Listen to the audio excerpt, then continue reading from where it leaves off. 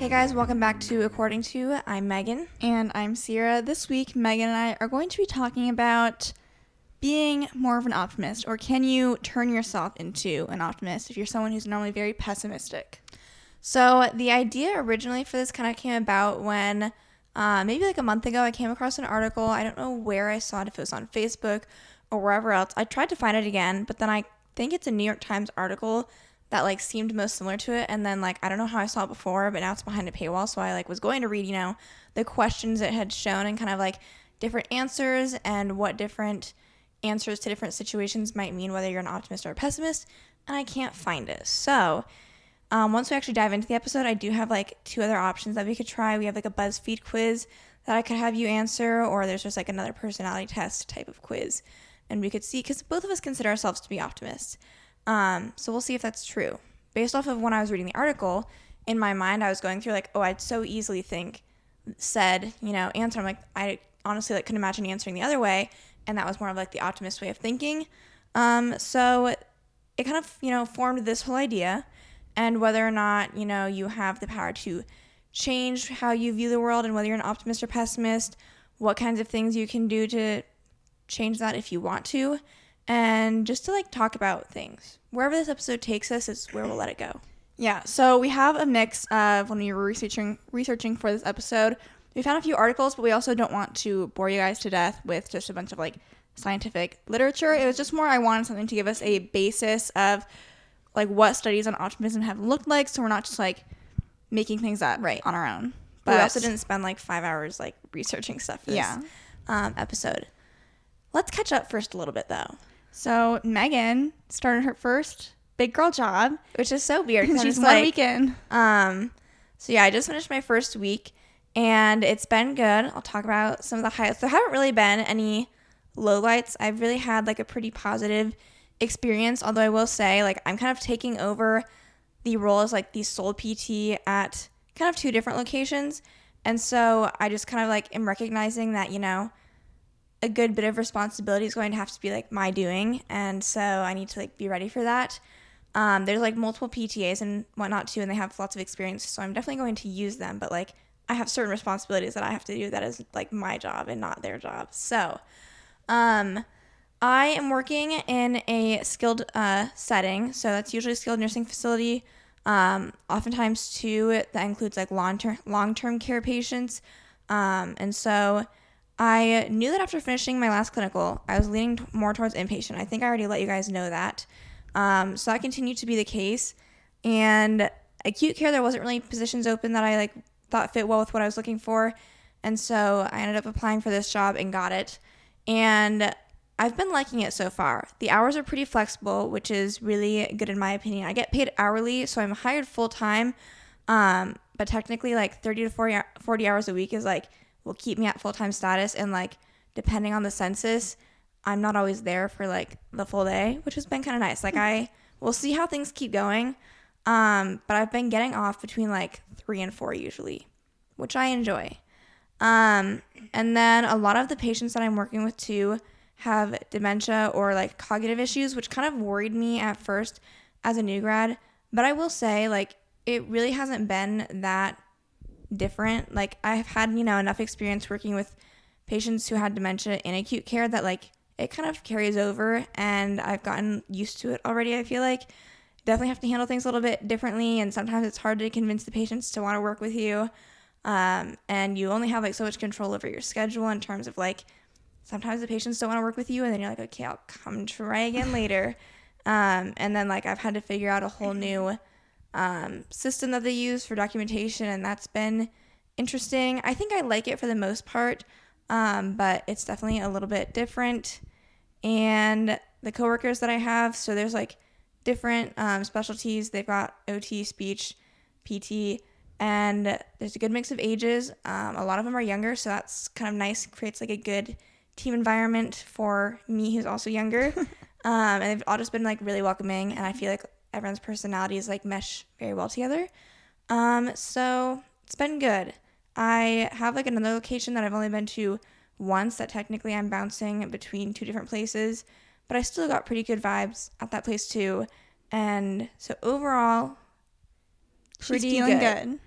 So For my job stuff, I have little to update on. This past week, I have just been doing nothing. I did get word that I start some form of training next Thursday. So by the time this episode is out, it'll be like this day that this episode comes out.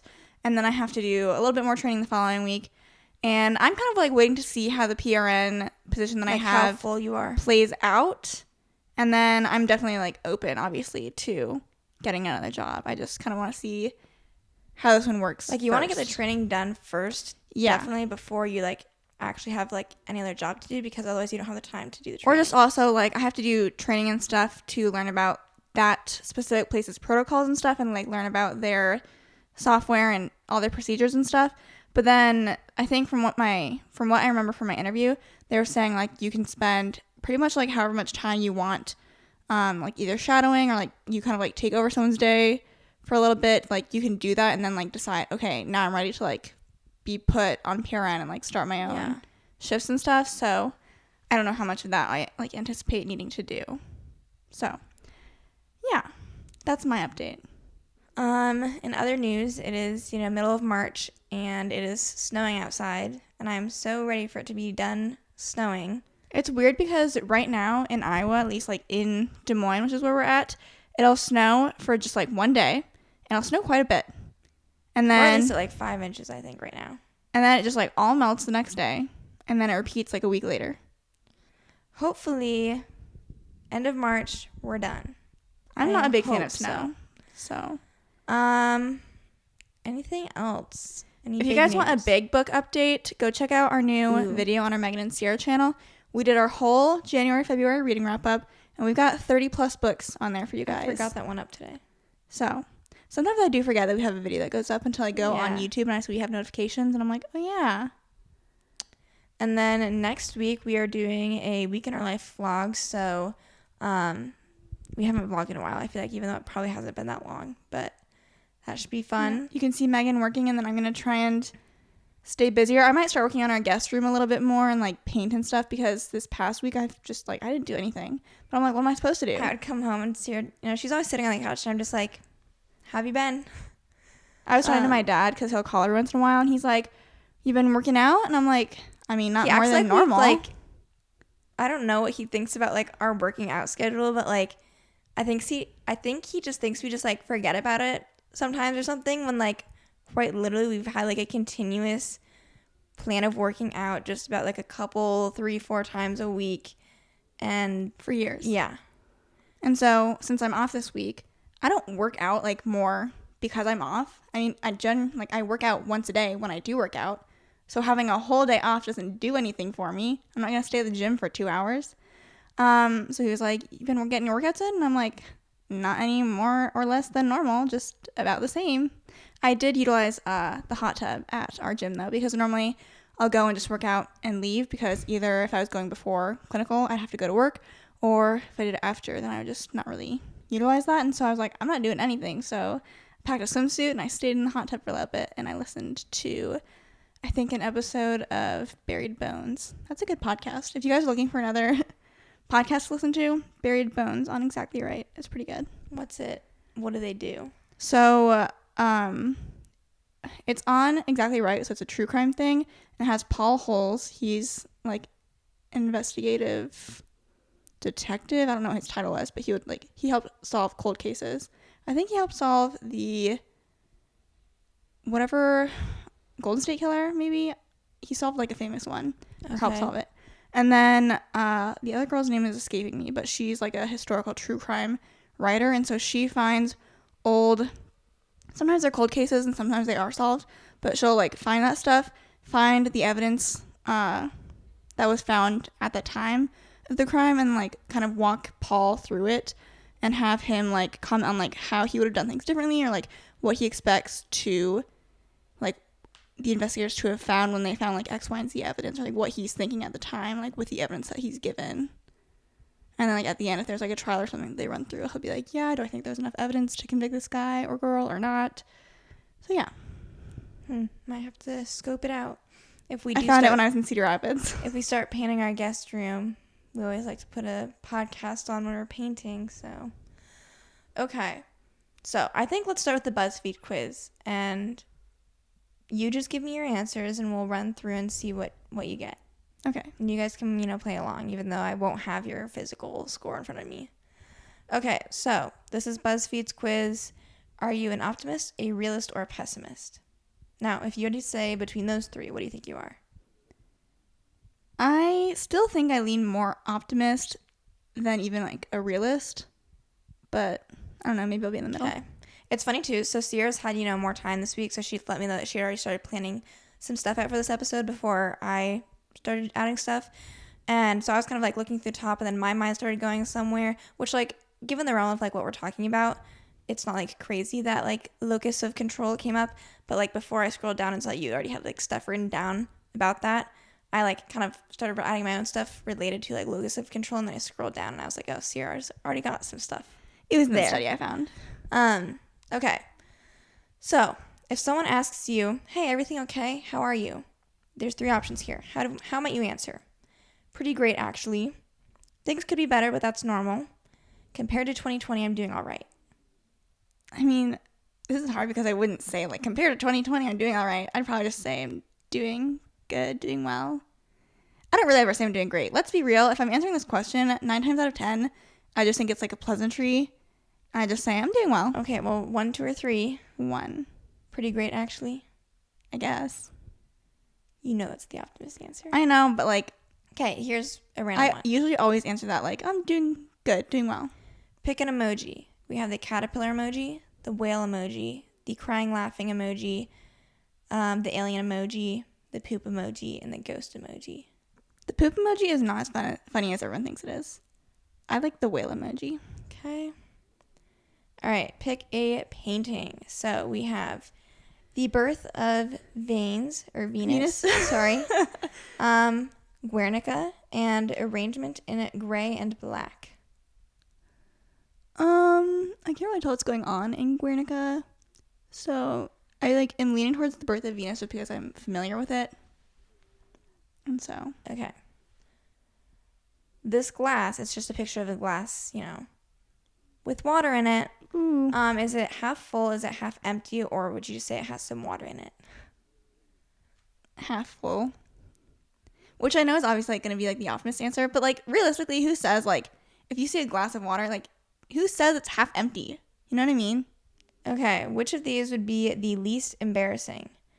Dropping your phone on your face in bed, realizing too late there's no toilet paper in the bathroom, loudly screwing up the lyrics to a song in front of other people. That is embarrassing. Saying love you at the end of a business call, getting caught smelling your own armpits, or throwing something out and there's no bag in the trash can. Which one's the least embarrassing? Yes. What were the first two? I feel like those were like what I was leaning towards. Dropping your phone on your face in bed, realizing too late there's no toilet paper in the bathroom. And then the last one was throwing trash away. Throwing trash out and there's no bag in the trash can. I go with that one. That's not really embarrassing. It's more annoying. Maybe someone else's house would be kind of embarrassing. Because you're like, oh, if it was like messy, you're like, right away, you'd be like, ah. Okay. Your boss has called you into their office. You're thinking, today's the day I finally get fired. Am I finally getting that raise? I hope they don't heap more work on me. I hope they don't heap more work on me. Okay, choose the exclamation you use the most. Ugh, nice, or OMG. I do say OMG a lot. Usually in a text. Yeah. Ugh, nice, or OMG. I feel like I say all those things. And there's no context for this. Just whatever you use the most. OMG. Okay. Do you make New Year's resolutions? I do. Always? What's the point? Or I make small achievable resolutions. I guess small achievable. I try to make it realistic. Sometimes I'm like, my resolutions are just like, how can I even know if I did that or not? Which, I don't know. Okay, finally. How do you think you'll be remembered? The things I do will matter to a few people. Nothing I do will matter to anyone in the long run. My actions will have a huge impact on the world. I mean, I'm going with 3 only because I feel like we've had a lot of reach And it's like small, like, you know, gymnastics. Like if I'm talking about gymnastics stuff or like YouTube stuff specifically, it's like I'm, you know, What doing percentage huge stuff. What percentage has of a gymnasts wide in the reach. world do you think know who we are? I mean, what classifies someone as a gymnast? If we're getting technical. Anyone who's signed up for a gymnastics class. I don't know. I mean, probably less than, I don't know, 15%? I don't know. I honestly, like, I literally no idea. Especially, like, now it's, like, since we're not presently doing it, there's people who have, like, not to say they wouldn't have ever seen our videos. They're still all up. But, like, the algorithm's not in favor of older videos. Mm-hmm. And then going back to the question, whatever it was, I would hope, like, even just being a physical therapist, I hope that, like, I have a nice, positive... So my actions have a huge impact on the world. Yeah. Okay. Well, unsurprisingly, because some of the answers I thought, you know, I think we all could see where this was going, but it says you're an optimist. You're someone who sees the good in everything and everyone. Is there any better way to be? It's best to live your life focusing on the positive rather than letting yourself get stressed out and run down. Okay. Should we do the other one or should we just kind of move on? We can move on. Okay. So I think it's important to just highlight what exactly makes someone an optimist and what makes someone a pessimist. And then there's like that realist thing that every once in a while I kind of saw when I was looking at stuff that gets kind of thrown around too. So optimist is someone who obviously expects a positive future, and a pessimist expects the opposite. And then a realist, you could argue, falls kind of right in the middle. And it's more of a continuum than anything. And people can be optimists or pessimists for different areas of their life. So someone might be really optimistic when it comes to their career or their finances, but then pessimistic when it comes to like their relationships or something. So just because you find yourself to be one in any of these categories, like that doesn't mean you're always that one thing. Mm-hmm. But I do think that it's good to focus on like, the premise of this episode is, can you turn yourself into becoming more of an optimist? And in order to have actionable steps to make changes, if you don't find yourself to be more of an optimist, then we have to know what exactly affects like our optimism. So the article that I found is called The Neural Basis of Optimism and Pessimism. The author is David Hecht, if you want to find it yourselves. And in this article, it touches on, I'm skipping ahead a little bit, but we can kind of jump back. I just want to see if I can find how it breaks it down. There's 3 main things that it touches on in terms of like what affects your optimism or pessimism. So where is it? Okay. First one is selective attention and information processing. And then belief or lack thereof that one has the power to influence relevant situations, relationships, or events, which is locus of control. And then the last one is general schema one has for interpreting personal events or their attribution style. So we'll kind of dive into those a little bit deeper later, but those are the things that if you feel like you need to make some changes in how you think about the world or how you see things, and like you can focus on those areas specifically to try and make those changes. Okay. So something else that I was looking at was this different article. It was from purewow.com. And it started mentioning something that was called negativity bias. So I'm going to read a little paragraph from the article because I thought it was interesting. It just kind of also talks a little bit more specifically about how our brains work and how people who are, more optimistic are more likely to continue being optimistic. And same way, if you're maybe more of a negative person, you kind of continue seeing things a little bit more negatively. And then this is talking about how a lot of times when something negative happens to you, people focus on that. So it says, first, let's address the elephant in the room, negative thoughts. They are normal. In fact, humans gravitate towards negativity. According to neuropsychologist Dr. Rick Hansen, PhD, our brains react more strongly to negative feelings and better retain lessons learned from bad experiences versus good ones. In other words, painful stuff imprints itself more easily on our brains. This negativity bias kept humans alive during the hunter-gatherer days, which is great. For the 21st century, we could all probably use a little less negative thinking in our lives. So I think this sets up like a pretty good basis of the fact that, if you tend to focus a little bit more on the negative things going on, that's not a bad thing. It's also not necessarily your fault that you're focusing on negative things. And if you've had some pretty traumatic or just bad things happen in your life, that's going to impact how you think about things. Mm-hmm.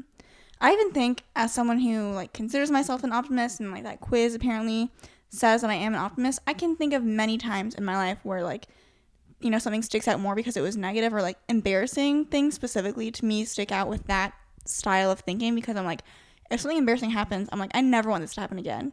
And so you try and think about like, how can I make sure that like I don't get this embarrassed again? Yeah. And kind of like on the same note, you know, bad things happen to everyone.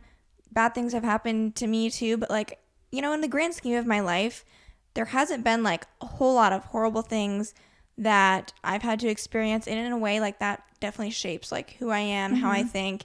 It shapes your outlook on the world because that's what you've experienced of the world thus far. And so like for us, like you're saying, if we've experienced, you know, positive things for the most part coming in, we're like, well, the world's a good place. And we expect that going into the future. If you have the opposite experience in your childhood, like bad things keep happening, then you're like, I feel like I'm not doing anything, especially like since you're a child. Right. Like as a child, you only have so much control. A lot of it is, you know, your parents have more control over your surroundings and your environment, and even maybe like your situation or experiences than you do.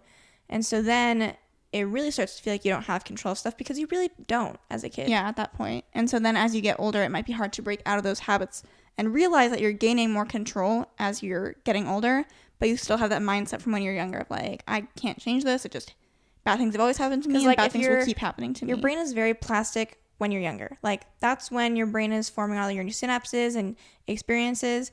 So if you get stuck in that way of thinking and that keeps happening, you're constantly reinforcing those brain circuits to keep firing and to keep, you know, rerouting into those paths and continuing to see things maybe a little bit more negatively.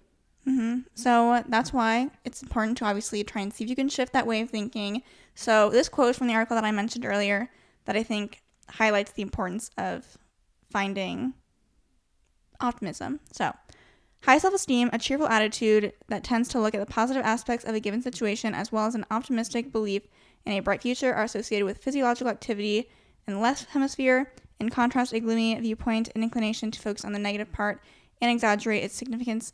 Low self-esteem, as well as a pessimistic view on what the future holds, are linked with a neurophysiological process in the right hemisphere. So we need to be more left hemisphere focused. This was kind of interesting when I read it. You know, I was reading what Ciera had written down, and it kind of matches the stereotype that we have of a lot of like creative people, like who are super artistic and maybe like more right brain dominant. Sometimes I feel like you kind of picture an artist as like, you know, the being tortured that artist. Yeah, like that's the stereotype that it has. Sometimes that's what allows them to be creative and like put find their that experiences into art. So like I don't really have like much more to say about it than that. I do but think it did. And the flip side though, like left brain focused people tend to be really analytical and like find problems and find solutions. And so I think that plays out in this scenario too with optimism, pessimism. Optimists have to find their way. What they can control and what they can change or adapt to make things turn out how they want. Yeah. So the article also mentions that it's important to find an equilibrium between optimism and pessimism. That's you want optimal equilibrium. That is a cautious optimism that is firmly grounded in reality. Because if we get too optimistic, the article is mentioning that you can start just engaging in risky behavior, which in itself is not good. And so there is a point where optimism becomes not a good thing, and you want to kind of walk the fine line of being optimistic, but to a fault. You want to make sure that everything's grounded in reality and like still realistic. But not to a fault. So, yeah. So kind of going off of that, kind of like different pros or cons of being a pessimist versus an optimist. I pulled up like a couple different bullet points of like an article I found where it just mentioned like what are some cons to being too optimistic, and a couple of them had to do with what Ciera was just saying, where it talks about engaging in risky behavior, doing excessive risk-taking stuff, or not learning from your mistakes because you continue to kind of be blinded by like, oh, like good things always happen to me. That was just like a fluke that, you know, didn't end up how I wanted it to. Like this next time, however, it will work. I was reading that and I kind of thought it almost was going in the opposite direction of like the original article that like brought us to doing this episode anyways, because then I feel like it's taking, like we're saying, you know, the locus of control. People who are optimists, they have an internal locus of control where they're in control and they know that their actions impact what they do. And this almost was saying that I have a response to that. You can finish your thought though. So I just thought it was interesting because I feel like not learning from your mistakes is what it's saying is a con to being too optimistic. However, the very first article that brought us to doing this, I remember one of the questions was like, how would you respond to getting like a good grade on an exam? One of the options was like, oh, that's so awesome. Like, I put a lot of work into studying for this test. Like, I expected that. And then another one was, I got lucky. And so the I got lucky response was the pessimistic viewpoint versus the other one was the optimistic viewpoint. And so that one kind of was interesting to me. From when I was researching stuff, I felt like it was saying when positive things happen, that's when you need to have that internal locus of control. But when negative things happen, it almost helps to shift to having an external locus of control, in the sense that it didn't work out this time. Like, the situation wasn't right. Maybe you can like take some self blame and say, like, oh, I didn't study enough. It was like for the exam. But like attributing it to, in some sense, like some external control when it's something bad that happens, makes it so you're not. And so you can say, yourself. how can I change this with things that I can change in the future, so you get a better outcome next time. Like, there's still a little bit of internal locus of control, but also identifying external factors that may have contributed to things being negative that time for that situation, and not like every time. Okay, I could see that. So, there was two other things. So another thing that it mentioned was a con is being too or considered inauthentic, which I think is, it's a good segue to maybe talk about, when you come across people in the world that you're just like, you're almost like too positive and like it's off-putting in a way. And so it's because it doesn't seem real. This is going to be funny, and like we'll see how far like or how much we even have to talk about this. But this past weekend, we had Haley's baby shower. I feel like Haley and mom listening are going to be like, what are they going to say? No, it's like, this is like not even like specific to anyone at the baby shower, because like this happens all the time. And Megan and I are just like more, I don't know. Megan and I talk about this. It's like baby showers, bridal showers for anyone. So like, at a baby shower, Haley's up front. She's, pulling out, like we have, gifts and stuff up there for her. People are like, she's pulling out, a book or a onesie or, towels. Lots of different, baby gifts. And maybe it's just because like I'm not really like baby crazy right now or really ever, but everyone's reaction is like, I'm literally sitting there just like straight faced writing down the gifts. Write like the notes down, and then like she'll pull something out and then everyone in the audience is like, erupts. Oh, so cute. It is literally adorable. Like colored towels. And I was like, okay, come on, be for real. Like, so Ciera just like, we finished stuff and then Ciera like came up to me at the end being like, what? Like, why is everyone's reaction just like, it seems like fake almost? Maybe people like, I don't think people are even being fake. I think it's just like maybe like it's like the societal reaction of like, oh, this is how you act at a baby shower, I guess. But then I take that and I'm like, I'm not going to have society's reaction. In my mind, if everyone was being like for real with their emotions, Haley would be sitting up there unboxing stuff and everyone would be like silent, because like, no offense, but like, except for Haley, who cares? Like, it's for her baby. You know what I mean? Like, good for Haley, good for people who have baby showers and like they're getting what they want and they're asking for. But like, or it's like a baby bathtub that it's not cute. Like, it's just a baby bathtub and people are like, oh my god, like that's so like sweet. Like, the baby's not here yet. There's nothing to be like oohing and awing about. I don't know. Maybe it's just like, this is when Ciera and I like, we certainly don't seem like optimists right now. Right. But it's like, there's some things where Megan and I will say, and it's not like we invented this phrase, but we'll say like, to my core, I am a hater. Yeah. And what was it at Starbucks where like, I'm having a flashback right now of like when we were going to Carol and like we were with Dad at Starbucks, and you know what it is? No, not for that. I'm an optimist in my own life. When it's other things, I don't care. Maybe I'll hate. And Haley, I'm not hating on your baby shower. Like, it's the showers in general. Megan and I don't even want showers. Yeah. Like, I don't like it seems like fake giddiness and happiness to me that surrounds the showers. But like, I'm probably just sounding miserable right now. Yeah. Actually, Haley's bridal shower was fun. We had some good games. No, I'm talking about her bridal shower. That's because we were in charge of it. We were in charge of it. We planned a lot of good games, and I thought it was a good bridal shower. Here's the thing. This is like me touching on showers and stuff. I do not want a bridal shower. I see the purpose of having a baby shower. If you obviously don't have stuff, like if it's your first baby and you need stuff, it helps with the financial burden. A bridal shower is usually when you get gifts for like you and your future spouse, like when you move in together, that was like the purpose. I plan to live with whoever I am going to get married to, which means we will have stuff. And quite honestly, I just think showers are boring. You know, like then you run into like so what Haley did for her bridal shower was she kind of did like the seasonal thing, which is like some people ask for like, oh, they want like Christmas decor or St. Patrick's Day decor, like just different, you know, holidays. Me personally, I'm not a holiday decorator unless it's Christmas. I agree. And then I also like, Ciera and I have literally made up an unpopular opinions. Like one of the things was talking about decor and people buying stuff for your house. And it's like, that's a lot of pressure to give someone so if you don't display items for their house. And like, what if they do not like it? And then like you go there for Easter and you're like, oh, we got you like an Easter sign last year. I don't see it up. I'd be like, yeah, because it didn't fit my aesthetic. So it's not up. This is a big tangent, but I just we have to acknowledge our faults and how we are not optimists all the time. But I wish I could remember. We were leaving Starbucks, like we were walking out it was us, Haley, I know, our dad. And for some reason, I was just saying like, we brought it up to my core I'm a hater. Like who was in there with us? Like who was standing in front of us? I'm trying to think of like other people walking up and trying to like get their order. And I'm like, what was going on? Was it the straw stuff that bothered you so much? Me, I don't feel like that would have been what we were talking about. I don't know. If it comes up, I will bring it up, but I just cannot remember. Anyway, so I think honestly though, like that's when being positive bothers me, is when it comes off as inauthentic. And I don't mean to bash anyone who actually has genuine joy at a bridal shower or baby shower. To be honest, there are some people where I can tell they're genuinely joyful, but that still doesn't necessarily make them any less annoying. You know? Yeah. Like you're kind of like, we need so good joy for you.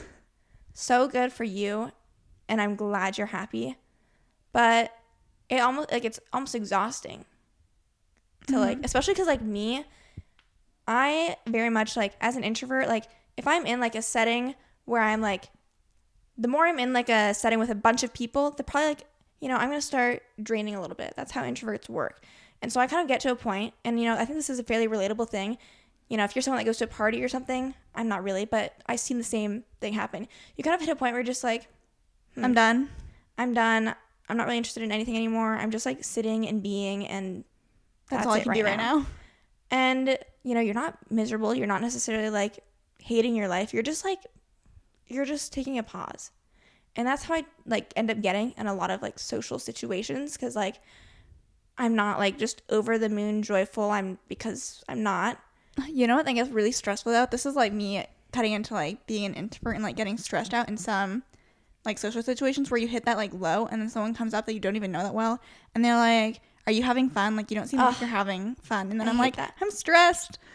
I'm like, I'm not having fun, but I'm also like not like, and then I'm like really thinking about how I'm like presenting myself, because I'm like, I know I'm not like just exuding joy, but like now I feel like I need to be like fake right now and like have a smile on my face even though there's nothing to smile about, and I get stressed. Okay. And then the other one was ignoring warning signs or things that might be like red flags in different situations, because you're kind of like saying, oh, like, no, that was like a one-time thing, or that was a fluke, or no, this person's like a really good person. That was like the last con that it had mentioned that I thought was worth bringing up. Did you find anything for pessimism? Like, obviously we know what the cons of pessimism would be. What if we looked up like pros of pessimism though? Pros. Can you think of any pros of being pessimistic? I feel like at least you're always going to fall towards being more realistic. Like sometimes it hurts to get your hopes up, and so then, but I still like I'm more of an optimist. I'm like, that's no fun. I'd like to. Pessimists are often better prepared for tough times and may avoid risks that more optimistic thinkers might ignore. Research has shown that pessimists tend to foresee obstacles more readily. I am pessimistic since they expect things to go wrong. Like adventure type stuff, like skydiving or going on a helicopter. I am not gonna ride in a helicopter or like a small plane. I can't do it. I'm pessimistic towards things that I'm like, you know, it wouldn't be worth it. So, yeah. Okay, so jumping back to the article that I mentioned, we are going to talk a little bit about selective attention and information processing. This is related to when Megan was talking earlier in like the glass half full, glass half empty scenario. And optimists tend to pay more attention to things that are positive or like reinforcing cues in their environment that are positive. And so if you can like think in your own life, if you were to see that glass and like, oh, like that's a half full glass of water, or you'd be like, oh, like that glass is half empty. How you pick things out in the environment is a cue into if you might be more optimistic or pessimistic. So can you think like in your own life, do you have any examples of like how you might think of things that could be an example of how I feel like you're optimistic? Maybe not like specific towards like the optimism, but I definitely can see like the selective attention stuff, like maybe a better way to like explain it too, and like just then you can start thinking of things is like you always kind of like something might seem like it happens all the time to you and you're like, oh my gosh, like this always happens. I wish I had like an example. But it might just be because you're only remembering all the times that it actually happens, and then you're forgetting all the times that it doesn't happen.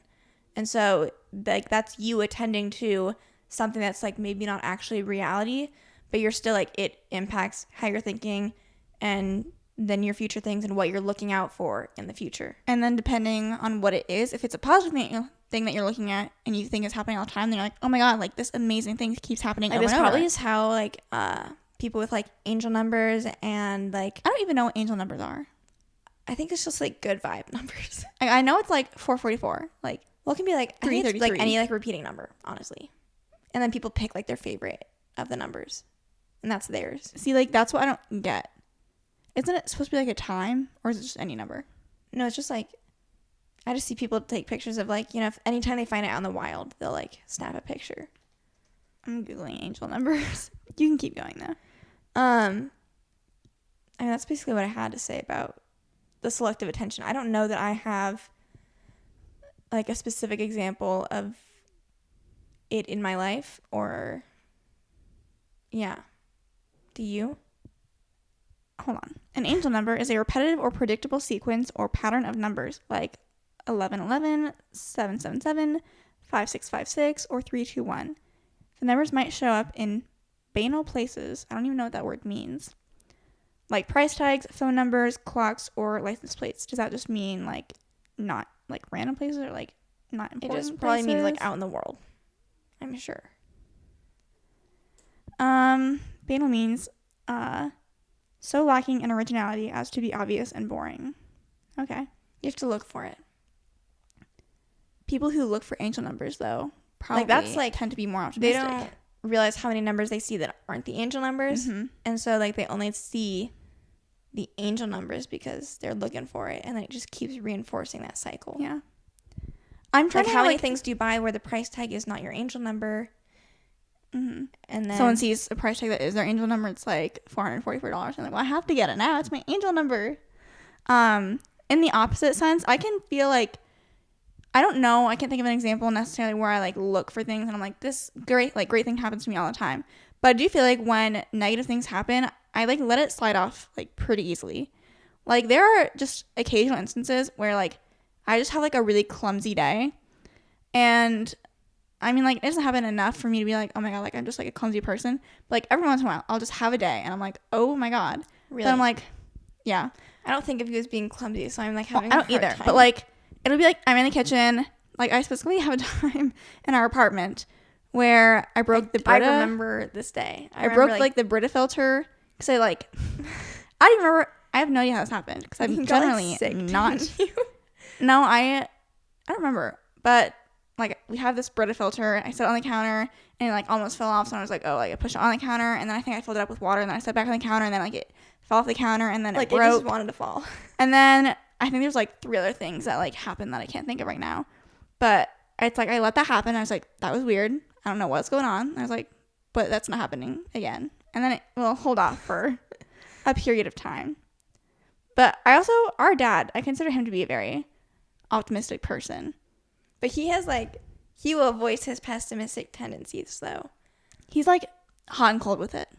Like sometimes he's so pessimistic and then sometimes he's like so optimistic. It's like he speaks all his pessimism, but I know at the end of the day, he's like but I like am blessed and like blah, blah, blah. Yeah, he is an optimistic person. So like maybe he's just a realist or whatever. Yeah. But it's kind of funny how like back and forth he'll see him sometimes.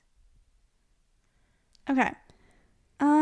So some other selective attention stuff. I have a quote that I wanted to share from the article. When attention to the positive and brighter side of life does not come naturally, it can still be achieved through a conscious and mindful effort, and this process involves the left hemisphere. Cognitive reappraisal is often used in psychotherapy where a person is trained to change his or her point of view on negative events by focusing on the positive aspects. See, this was kind of funny because it's basically, we're talking about like basically cognitive behavioral therapy now. And it was kind of funny because, again, like going into this episode, I had basically no thoughts on like where this episode was going to go. And I was like, we'll just see what happens. And then I kind of was like, that really is like, that's the basis of cognitive behavioral therapy. It's changing the way, it's having, the therapist guide you through and trying to rework how you think through situations. If the positive stuff is not coming as naturally to you, they're trying to basically like rewire your brain so you can start incorporating those neural networks into how you think through things, and then it becomes more natural. Yeah. Which is so interesting. So I saw a TikTok that when I read this, I was reminded of this TikTok, and I don't know the username of this person, so I'm sorry to you. But it was essentially them talking about how they have reframed the way that they think about, like, specifically their morning routines, what they were going through with this. So, like, we tend to get in a rut with our morning routines and, like, feel like things are repetitive and, boring, which I feel like makes you just perceive your life as not fun and exciting, and you might be, like, pessimistic about your life if it's so repetitive.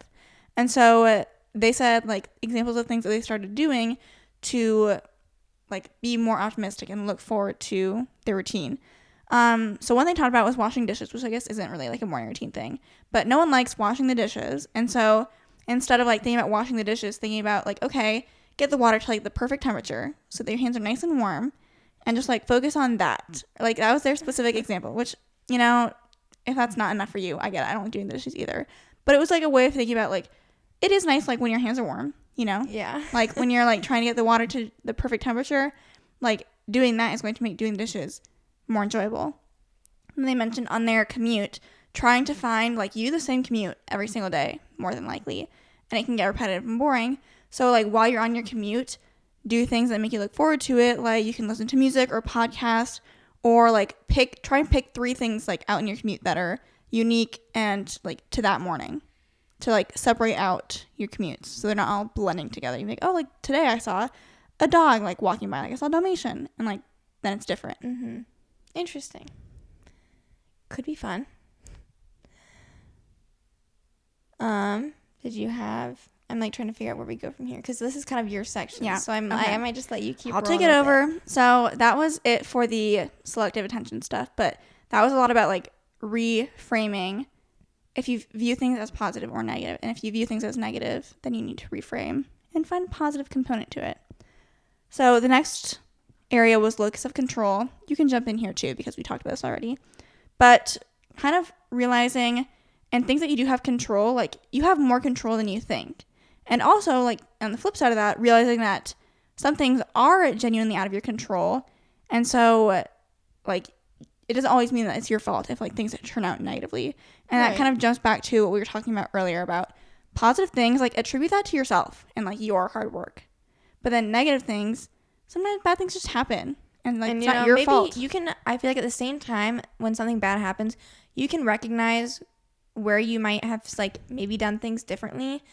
But you can also say, like, this was a one-time thing. Or I know this isn't going to happen again because I'm going to, change X, Y, Z. So it's, like, a mix of recognize what you can change still. But, like, that's why it's so much easier to, like, use every bad experience as, like, a learning opportunity. Because there's always next time. There's always going to be another opportunity for you to do things a little bit differently. And sometimes, like, other things are at play that are not in your control. So, yeah. So control what you like, can it could control. Be, let's say you're, like, running late to a job interview.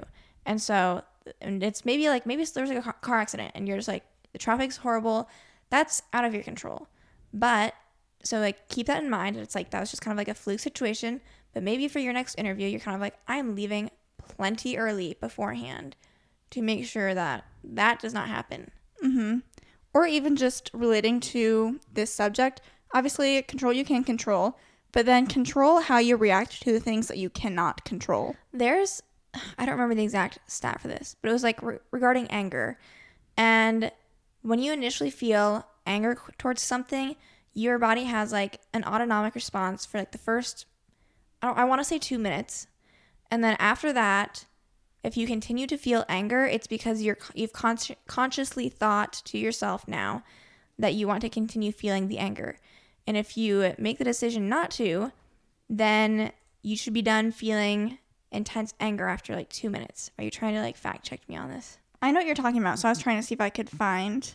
And I just think that shows how much control we have the opportunity to have over our emotions and over our responses to the things that happen to us if they're not in our control, because your body's going to recognize, you know, different emotions and feelings that you're retaining too. And if you have the continuous conscious effort to get angry and upset over things, then that's going to continue to be the norm. Mm-hmm. I can't find the exact number when I was looking stuff up quickly, but I have seen that, and I think that it just highlights the importance of like, maybe give yourself a cool down. 90 seconds sounds right. Give yourself like a little time to cool down before you react, if you can help it. Do some deep breathing, close your eyes, and then say, okay, is this really that serious? If it is, can I respond in a way that it's not just anger and more like productive? And if it's not that serious, let it go. Like the anger, it had its moment. Time to move on. Mm-hmm. Have you seen those? There'll be like a picture of dots of like all the minutes you have in a day. And it's like, don't let, you know, this many bad minutes. It'll do like blue dots, and then like red dots are like your bad minutes for the day. And you'll have like a bunch of good dots. Mostly good dots throughout the day. And like, don't let, you know, a few bad minutes like make your whole day bad. Because how often do we do that where, you know, your day in general, like you have 24 hours a day. And most of your day is good, and like one bad thing happens at like lunchtime, and you're like, today sucked. Yeah. Because it goes back to negativity bias. Like that negative stuff sticks with us more. And you have to make a conscious effort to kind of like push that out of your brain. Say, okay, I dealt with that. It's done. Hopefully, like if it's makes just it so you have to really thing, work harder to find the positive things and like focus on those. Mm-hmm. We talked about internal, external locus of control. So I wanted to like run through with. I feel like the biggest things I could think of were locus of control on relationships, friendships, and then career and finance. And if you have any others, you can add those yourself. But I think those are like the biggest areas of life where we think about like how optimistic or pessimistic we are. Mm-hmm. So relationships, how might you view like your relationships positively or negatively?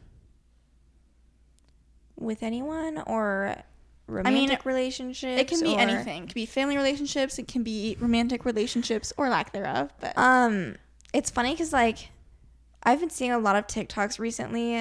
You know, Ciera and I, like, this is like a joint discussion that we have going on where it's just like it hasn't really been showing like men in general in a very favorable light. And you know, it's been like something. Our TikToks that you're talking about? Yeah. Okay, yeah. And then also just like Caitlin Clark, for example, like been seeing a lot of stuff like about her. We can go on this tangent. Why not? All this to say that it's just like I've been a little bit pessimistic about just like this men is in general, only some men, but like exactly. Let us highlight but I'm that. just like let's just. But chat these men about need to be a little bit more quiet. And so if you don't know who Caitlin Clark is, she is on the Iowa women's basketball team. She is an incredible athlete and player, and should hopefully win National Player of the Year. Like she did. So there's different. The actual one is Naismith. There's different. Okay, sorry. She won a different National Player of the Year. But she's really fun to watch, and she just like is an extremely good basketball player. And I feel like all women are used to and know what we're going to talk about. It's just like how negatively a lot of men will speak down on any. We'll say some men. We don't say a lot. I've seen some men, you know, who have some big respect for Caitlin Clark, okay, and they're standing up for her on social media too. But overwhelmingly, and maybe it's like the negativity bias again, but I'm just like, what is this person doing commenting what they're commenting on? It's just rude things about her appearance or her athletic abilities, like, or just like talking down on her athletic ability as if they have anything to show for their own athletic ability. You know what I love seeing though? I love when men in those comments are like standing up for Caitlin, or just like in other scenarios. That I love when it's like not even in a like, you know, she's like so awesome for like a female player, I love when I see men who like are saying stuff about like, because I have seen tweets like this too, where it's like, she is like the most outstanding player I've seen, like men or women, like regarding basketball in my lifetime, just in terms of like how much she stands out. And like, you for don't where have she's to at. agree with that. You don't have to. You don't have to agree with that. I'm not saying that the only right opinion is that Caitlin Clark is like the best basketball player ever. I'm just saying that like everything that she's accomplished, you kind of have to give her some respect or credit to be in the position she's in, and to just completely discount it because she's playing women's basketball and that doesn't have as much respect as men's basketball or XYZ. Like, doesn't have the audience that men's basketball has. So like, what did the audience have anything to do with her athletic abilities? So yeah. But then I also love when men will comment, like they'll see these comments on posts like this and they'll say, I hope none of these men like have daughters, because how awful is that? Right? That's another thing I think of too, is just like, men are half the population here, and you know, I've got a dad, I've got grandpas, I'd like to think they're all like nice stand-up guys and whatnot, but it's just like when you see so many people commenting the things that they do, you're kind of like, really? I really do Is this think how they think? that, I mean, I hope that guys that make those comments don't have any daughters because of those poor girls. But I do think when men have daughters and like are girl dads, I love a girl dad. Love a girl our dad. dad's a girl dad. They But, are like, so much better. They just they have like a better understanding of just like better emotional a intelligence good too. Yeah. And like better, more respect for women. They want women to succeed because they want their daughters to succeed. Like, and you don't have to just be like exclusively a father of girls. But I feel like if you're exclusively a boy dad, you miss out On like on that. the opportunity And to I'm like not trying to say that like all boy dads are, you know, not empathetic. I'm just saying I think that it, like, having a daughter helps. changes your brain chemistry a little bit. And So I don't know if that answers or relates to really what you're talking I don't know about, either. but how did we I've talk been about? meaning to talk about it. So Let me think, you know, me practicing locus of control in the relationships in my life. When it comes to family relationships, we have a great relationship with, like, our family. You and I, with, like, us and Haley, like, as sisters, we have a great relationship. We have great relationships with our parents on both sides. And, like, I would say our extended family as well. You know, we don't see everyone that much, but, like, when we do, it's fine. mm-hmm. And so, to me, exercising a locus of control over your relationships for family would be, how often do you see them? What do you talk about when you're with your family? Like, how much do you invite them into your life and, like, share what's going on in your life with your family? And, like, how much do you lean on each other in times that are difficult?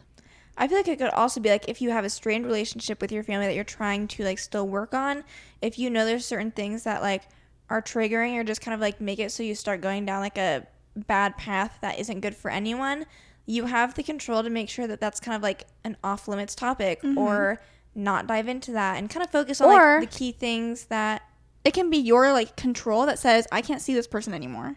And, like, that is your decision to make you have a more positive experience in life. I was seeing something, I didn't copy this down, but like one article I looked at talked about kind of like your 5 people that you're around the most. And unsurprisingly, like whatever characteristics and attributes they have, like bleeds into Who how you you are. act, who you are. And so it is worth it sometimes to kind of like cut those people out that if you're surrounding yourself with them and they're not a positive person to be around, then that's probably not helpful. Something, and we can dive into this together, but I'll pose a question to you specifically. With terms of dating relationships, do you feel like you have an optimistic or pessimistic outlook in terms of your dating life? I always have an optimistic outlook in terms of like if I end up with someone, it's because they're a good person. And so like if I'm in a long-term relationship, I know I'm like not gonna settle. And so in that sense, like if and when that comes around, like I expect it to be like a good thing. Sometimes, you know, whether it's like where I'm at and like what my options are around here, or like, you know, whatever's going on in the dating apps, like sometimes I'm kind of like, I just don't know if it's gonna happen. But again, it's like not really something I like dwell on either. So I think I agree with you in the sense of like when it comes to approaching, like, I'm optimistic that like there is someone out there for me, because Yeah. I like to think there's someone for everyone. that's what I always say. I mean, not like I invented that, obviously, but just like it also, You know, it's like, okay, I haven't found like the person for me yet. And so like I'm just like you have to believe in the chase. you see how many people in your life are in relationships or have entered relationships, and I'm like, surely there is someone out there for me. I agree with you in the sense that when it comes to approaching dating, I can feel pessimistic because I'm just like, I don't see anyone. And like by see, I mean usually it's like dating apps, because how else do you usually like see the available dating pool? You know what I mean? But then I also am behaving sometimes in a way that's not conducive to like putting myself out there in a way that's not just dating apps. So I have to recognize myself that I could do a little bit more work in some sense if I want to get more out there. But then also, I think that you and I, in some ways, like you're optimistic about like who you'll end up with, and I agree with that, because we've never relied on like dating someone and being in that constant relationship. Yeah. I just saw a Lauren Gray podcast episode where she's like, I've never been single for more than like 3 months. And I'm like, they keep promoting that. I've seen multiple like sponsored segments of that podcast episode that she was on, and I'm like, why is this so? Yeah. Why is this being pushed I don't know, so much? but it's being pushed a lot. But I saw her talk about how she's like, I'm in my single era. And I don't know for her how long that lasts, but she mentioned she's like, I'm like a serial dater. Like I haven't been single for more than 3 months. And that's just astonishing to me. And so because I've been single my whole life. I mean, to be honest, because like it does not take much for Ciera and I to like look at a situation that someone else is in and be like, dump them, break up with them, divorce them, whatever. I don't know if that's going to help me or hurt me, but like it could be like groups that we're in, like Ciera's in like the 20s USA group or whatever. Truly 20s USA. And I'm trying to think of like a specific situation that like I've seen in a recent group. There was like a girl, like she's like, is it bad that like I need to ask my boyfriend to like brush his teeth and like do basic hygiene stuff? I was like, break up with him. That's gross. I mean, that's like not a reach. Why is he not doing that? I know. But so I just like, there's lots of different things where I'm just like, no. Or like when guys, a very like sticky situation is when guys follow like other girls on social media. That's like it could be such a nuanced situation, but I can only hope the like, guy that me, I end up no. with, it's not. But I like, always here's where I always end up when it comes to, especially because are we gonna talk about the same TikTok? Or I don't know. I wasn't gonna talk about the TikTok. We can talk about it, but what I was gonna say is when I enter into a relationship, not only do I expect there to be a foundation of love, but even below that, a foundation of respect. I knew what you were gonna say. Like, that's why people are like, oh, like if someone like were to cheat on me, like that love is still there, like maybe we can work past it. I'm like, no, they did not respect me when they did that, and I can't forgive that. And it's just like, it's beyond just cheating. It's like following girls on Instagram. If they're following girls on Instagram, they don't respect me enough to not do that. And so like they're not cheating or anything, or like some people would consider it micro cheating. It doesn't matter what you call it. They're not respecting me when they're doing that. Yeah. The TikTok that we're talking about is one that we like just saw like maybe yesterday or something, and it was basically how you tie this in. Huh? I'm curious to see how you tie this in. Well, I'm just like talking about like the specifics. It was talking about following women on social media, and am I thinking of a different one? You just share what you're gonna say. So, I thought you were talking about like the cheese one. No. Oh, okay. No. Never mind. So there was a girl who made a TikTok that was kind of like talking about the situation that is that bothers a lot of girls when their boyfriend is like following models or like other women on Instagram, and a lot of guys will oftentimes like think like it's not that big of a deal. And this woman was talking about a study that was done. I don't know the study. You could look it up or whatever. Find the TikTok yourself. But it was saying how when men view a picture of a woman who's like idealized or like kind of like the ideal woman, they will find their partner less attractive after that, versus the opposite is not true of women. They can see a picture of like their ideal man or like an idealized good picture of a man and like still not think any less of their partner that they're with. And so it's interesting because it's like you almost are then making a double standard for like the celebrity crushes that girls have versus guys have, and maybe they aren't the exact same. Mm-hmm. I mean, I've thought about this without there being a study where I'm like, I know girls will follow like their celebrity crushes. And like, it's not even, if guys follow like a celebrity crush, I don't really care that much about that. But like, I don't even follow, like Chris Evans is arguably my biggest celebrity crush, or like Joe Keery. He doesn't have an Instagram, but I could follow Chris Evans if I wanted to. I don't. Yeah.